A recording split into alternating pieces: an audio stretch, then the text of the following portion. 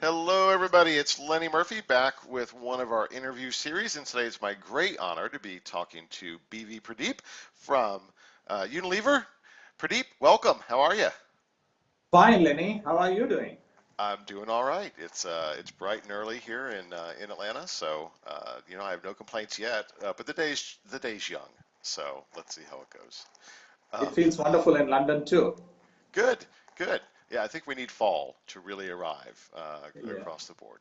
So, Pradeep, for those who don't know you, you want to talk a little bit about your role? I know you wear a few hats in the research industry. So, Yeah, absolutely. I'm a hardcore, passionate research and insight professional. I've done this for 3 decades now, and I have wear two hats currently. One as the Vice President of Consumer and Market Insight at Unilever, which is my day job, and then I have the hat of Vice President of ESOMAR, which is the passion and the thing which I do on the side, but with equal focus and commitment to see what I can contribute back to the industry. now that is a fairly rare thing for a senior client side person to also take a very active role in council, right, of holding an actual position on SMR. So, hats off to you for doing that. And didn't you, am I mistaken, that you helped drive the qualitative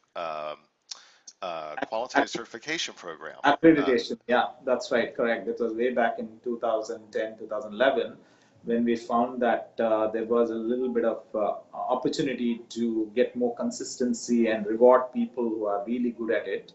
And get We got into the accreditation program, and it caught on in the industry, and it's now being used in many places, which is good because we also saw a clear step up. Yeah, absolutely. Yeah.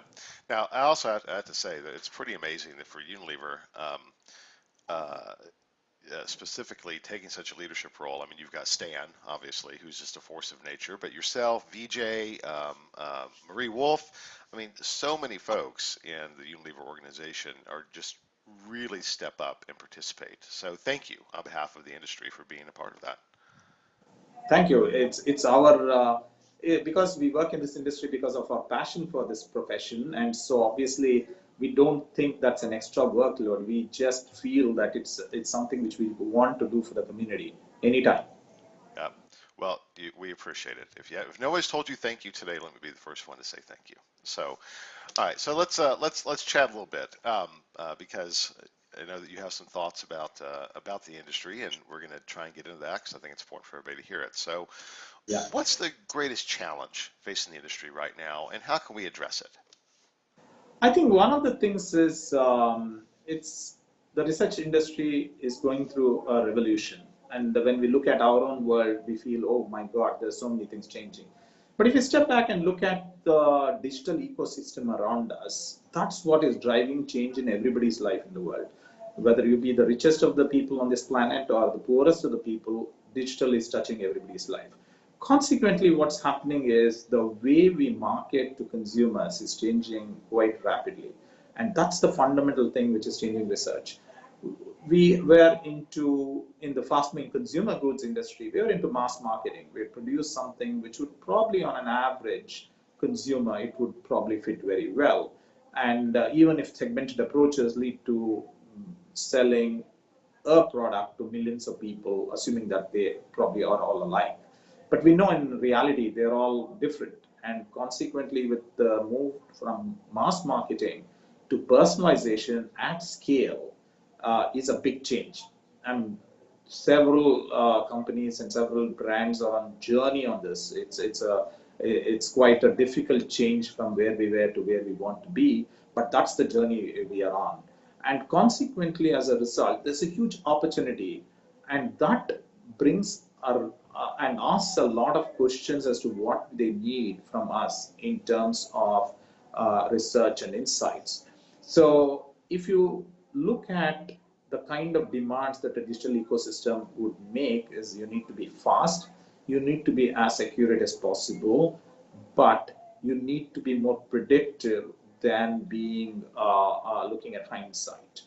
And so that translates into marketing, and marketing poses the same questions to all of us, saying that, oh, that's what we want from research. Right. And and when we look at our own stable, we have grown in a world where there was data scarcity. We prided ourselves saying that we talk to consumers, collect the data, process it in a way that it's intelligible for you. Today, consumers have said everything that conceivably you could have asked. It's all there in the social media. So what you need is not more data. You need tools to mine it, like deep sea diving. You need to go and get the pearls. So it's a mindset change, right? So that's one dimension. The second dimension is we grew up in a world where we're told market research should reduce the risk of business decision making. We used to do product testing, ad testing, just to ensure that you don't make a mistake. Whereas now the question being asked is, what's the opportunity? What's the probability of success? It's okay if there's a 20% chance of failure, it's okay, I'll take it. But 80% opportunity, let me be there first. Yep. So I think that requires a different mindset, a different set of tools. It's not about risk reduction, but opportunity spotting. Third one is we always did a lot of deep mining, deep dives we used to call, look at all the data which we have and come up with insights, which is still useful. But today's business is asking, can you tell me what's the prediction, 6 months, 1 year, what's going to come? Because I need to be ready now for a future which is coming very fast at us. I don't have the time to get that information later. I need to be ahead of that. So predictive abilities are coming in front, and the hindsight insights are probably taking a back seat at this point. So there are many such changes. These are the three big ones I called out. So this is causing a complete turmoil in the industry because the business model we work with is completely now upside down. We started with data, the whole value addition was coming from there. Now people say, I have the data, now tell me what you can do with it and how do you create impact. So impact was at the top and tip of our pyramid. Now it's become the base of the pyramid, and we need to come up with the new approaches to do that. And that is quite transformational. So that's why I would call it as a research revolution that's happening and which is driving transformation. And transformation is good or bad based on how you take it. Well, so let's talk about this. So, one, you're preaching to the choir. So, I agree with everything you said. I know we didn't rehearse this, but great minds think alike. So, I'm going to take it. The I think that the challenge in that is that the research industry is historically defined, has been primarily focused on the process, collecting data, analyzing data, presenting data, and that strategic implication component that now what, so what, now what, has been left primarily to consultancies, right? The McKinseys and the Bains of the world. I mean, they built their multi-billion-dollar industry off of that piece of things. So where's the transition point? How does an industry that has primarily been focused on answering the question, but not getting into the implication of that response and what happens based on that, how do we bridge that gap? How do we earn a seat at the table uh, when that's not historically what we've done? Yeah, I think that's a very, very good question, Lenny. Uh, Fundamentally, there's a huge amount of change behind what you're asking for. Uh, the key question, however, is that while there are so much of change coming through, there are some fundamentals which are not changing. We need to keep that in mind. We should not think that everything is changing. For example, with all the thing which is happening in the business, insight is still key. It is indeed the only probably standing competitive advantage which businesses and brands will have going forward. Because everything else, whether supply chain, finance, will all get automated. It will be with all the blockchain technologies coming in. I mean, all the middle things stuff will get eliminated. So what differentiates is, do you have an insight ahead of time in a way that you could use it for your brands and the business? So that we should keep focus. Am I generating an insight which matters? That's the key question to answer. Second one is, we always said that research providers has to understand client business, which is true. It's very true, but it's getting even more intense. Now, you may have to think of, as you rightly said, consulting companies. Do you have people who understand industry verticals in terms of the depth of what the challenges are, what works, what doesn't work? Because the change within their industries are going through so fast. that the fact that you knew something 5 years ago may not matter. So understanding businesses, brands, and clients within your teams as in research providers, it become critical, even more critical. You can't wait for a brief and try to read what these people are trying to address. And the third thing to look at when you have this thing is we need to watch where the value is migrating. We talked about the value migration from data to actually tools and methods which create insight and impact. And and and so what does it mean? So the thing to watch is what is it that's coming our way which can make my business obsolete? That's the question to ask. What capabilities within my skill set are getting obsolete, which I should drop, and which are the ones I should acquire? And this has to be done pretty quickly. You can't leave it to a last minute to change that, because you may not be able to change that quickly. Now, capabilities may not be always building in-house teams. It could be partnerships. It could be there are various ways of doing it. And then I think one of the things for the industry to look at, as you said, if you are going to transform, is to keep an eye on, am I moving up the value chain? Being at the bottom of the value chain is not a good thing, because that's all getting chopped. You got to be at the top end of the value chain. And the last thing I would say is anything which you do, whether you're doing quant, qual, analytics, there should be a dimension of predictive ability to tell people what they need to do now to be better off in the future as a business and a brand. And that's critical. So telling about the past is not good enough anymore. So those are some of the things which I think we need to keep in mind if we want to ensure that this revolution doesn't overtake us and we get caught up in it, rather than make an opportunity out of it. Yeah, no, good stuff. Good stuff. So, and that actually is the segue into you're currently the vice president of ESOMAR, and you're actually standing for president in the current run of council elections. So, That's right. if I was an ESOMAR member, you would have my vote. For whatever it's worth, you have my endorsement. So, Thank you. but let's talk about that, because the future that we're talking about and this change has implications in trade associations. Trade associations, not just ESMAR, but all of them, grow around some level of protectionism, right? Of defining what the constituency has always done, trying to carve this out and saying this is what we do.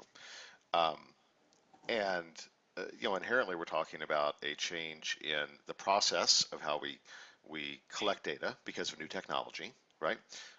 What our deliverables are, because now we can do more, and what our role is, which is now around prediction and implications and outcomes versus just delivering information. So how does a trade association, not just SMAR, but any trade association, uh, help guide that? What is their relevance in a rapidly changing ecosystem and constituency, right? With many new companies coming into the market that address some of these niches that probably would not ever think about joining a market research trade association. So what does that look like? I think that's a very interesting question. It probably is the fundamental reason why I'm standing for the position of president of SMR in this election. You're absolutely right. We used to call this trade association. I've been on the client side, and I used to call this as a trade association. What's my role in it? So why should I be a? So I think we should now start thinking about, it's not a trade association, it's an insights association. And there is clients, there are research providers, there are tech providers, whatever you come with, you have a role in building this insight community, because the only way we can grow and stay relevant in the ever-changing business environment is if we stick together.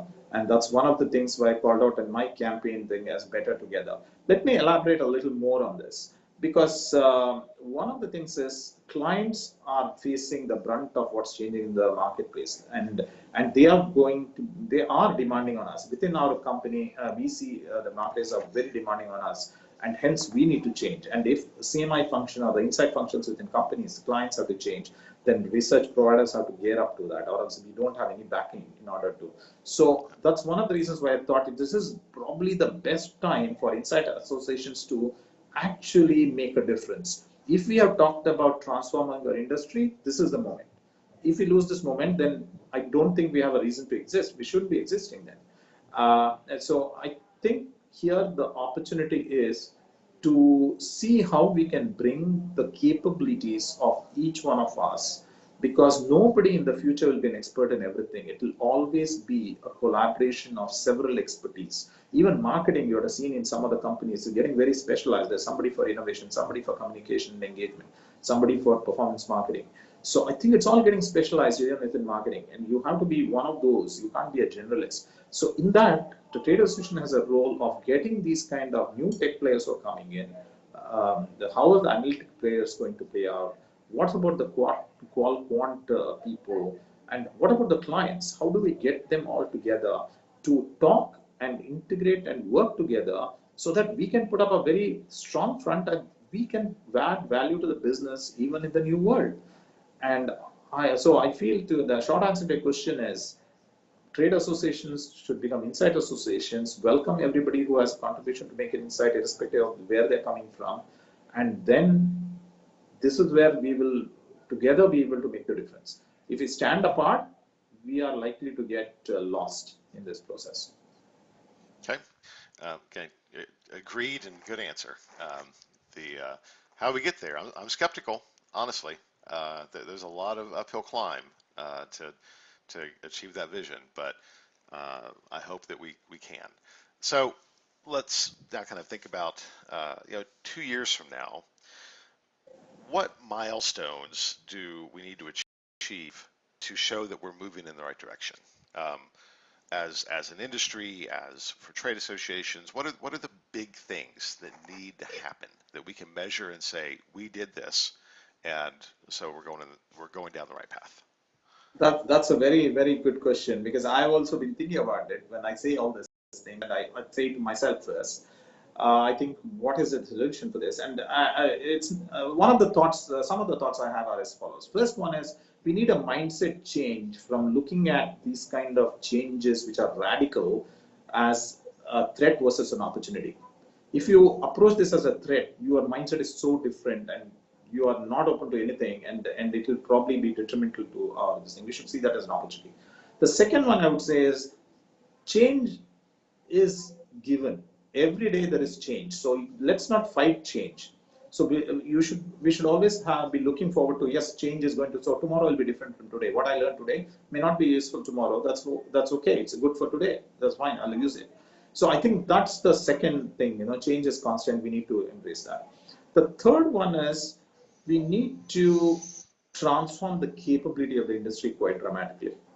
And that's something at Unilever we have done by turning our CMI function completely into being digital savvy and looking at new tools and everything. It's been a hard work for the last 5 years. It's been really. And investing, right? Sorry to interrupt, but you've put your money where your mouth is. You have invested in companies to help drive that change. Correct, exactly right. Because, or else I can see very clearly we would have become irrelevant in the business. I would not have been talking to you today. The third thing is we need to understand the value of speed. Speed is not just about being fast. There is a time value for the information. Something which is 100 today, next week it's 50 in terms of value. Month later it's 25. After that they don't need it. So I think we have not consciously, we have focused on accuracy in the industry at the cost of time. It can take a lot of it, let's get it right. Now, yes, but no as well, because if you don't do it with speed, the value of that information is not of much value. And I think the whole thing about is the industry has to now understand we have to build specialization pillars to form the whole, rather than have a whole lot of generalists who can do all this thing. So that's a very different challenge in terms of building that. And then, of course, we need to welcome people from other tech sectors in some form, either as part of our teams. We have recruited a lot of people who probably didn't understand or know market research the way we have understood it. But they are welcome because they bring a certain specialization which is valuable in the future. So I think that open mindset to welcome people into the industry is critical. If we do all that, we probably will have a better place than what we are today. But you're right, it's not easy. Yeah. It's all fantastic stuff, Pradeep. I want to be conscious of time, both yours as those that are watching, because I think you and I could probably go on for quite some time on these topics. And here's what I'd like to do is we're going to call this the first in a series.